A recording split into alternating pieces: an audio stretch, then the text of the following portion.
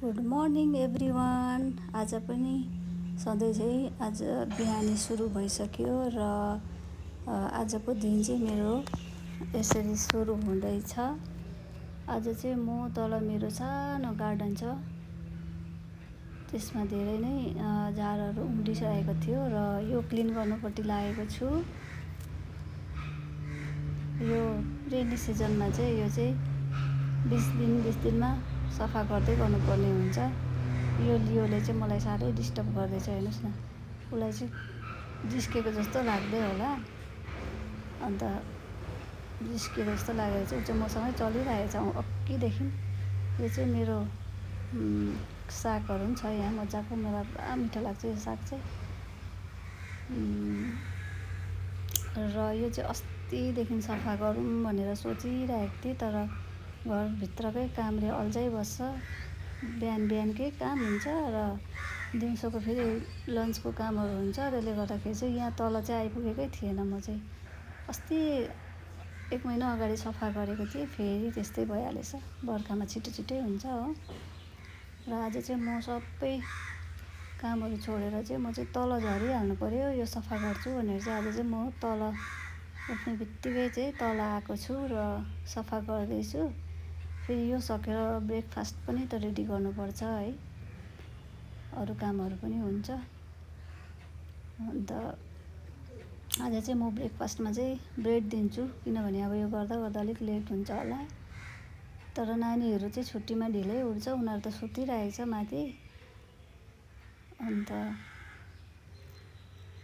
यो चाहिँ सानो छ चाहिँ यो फुलबारी चाहिँ, तर झार चाहिँ धेरै नै हुन्छ। 3 पल्ट जस्तो फ्याँकिसकेको यो बोरामा उखालेर थुपार्दै चाहिँ। फुलहरू हेर्नुहोस् न, मर्निङको कस्तो राम्रो फुलिदिन्छ। हेर्नुहोस् त, साह्रै मनपर्छ मलाई चाहिँ फुलहरू चाहिँ।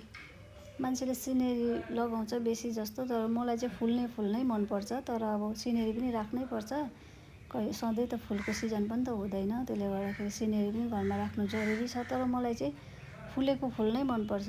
जतिसक्दो चाहिँ म चाहिँ फुल नै लगाउनु मनपर्छ। सिनेरीहरू पनि राखेको छु, अब फुल त सधैँ फुल्दैन होइन, सिजनमा मात्रै हो। त्यसले गर्दा म चाहिँ फुलहरूलाई हेर्दै आनन्द लिँदै फेरि झारहरू कोर्दै गर्दैछु। म चाहिँ गार्डनिङको काम चाहिँ मलाई साह्रै मनपर्छ।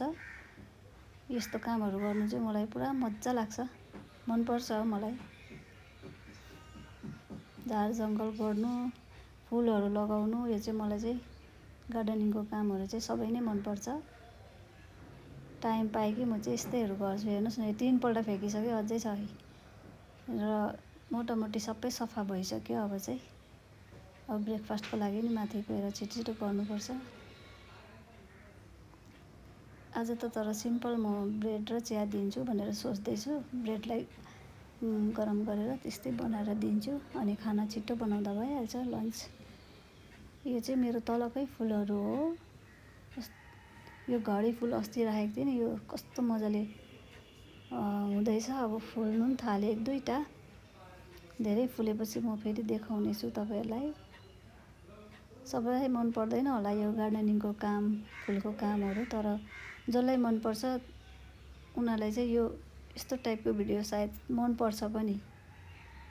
हेर्नुहोस् न, यहाँ यो घडी फुल कस्तो मजाले फुल्नु थाल्यो। अब यिनीहरूले मजाले फुल्नु थाल्छ, भर्खर निस्किन स्टार्ट भएको छ। हेरिदिनु भएकोमा थ्याङ्क यू। आजको ब्रेकफास्ट चाहिँ यस्तो भयो।